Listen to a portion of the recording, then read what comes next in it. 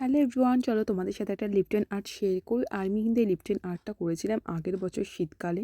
তো এটা এডিট করার জন্য তোমাদের সাথে শেয়ার করতে পারছিলাম না, ফাইনালি আজকে এডিট করলাম আর তাই তোমাদের সাথে শেয়ার করলাম। তো আমি যা যা নিয়েছি তোমাদের দেখিয়ে দিলাম। গ্লু নিয়েছি, মলেড ক্লে, কালার, তুলি, সব কিছুই নিয়েছি।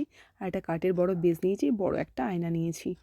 বেশ এটা শেপ মতন করে নিয়েছি, সব কিছু বেশ বেসটা বা ব্ল্যাক করে নিই কাঠের এটার মধ্যে।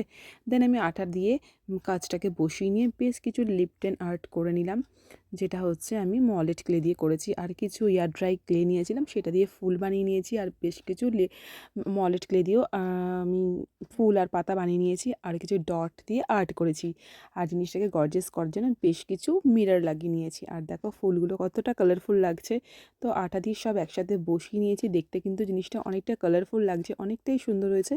তোমাদের কেমন লাগলো জানিও কমেন্ট করে, ভালো লাগলে লাইক করো। টাটা।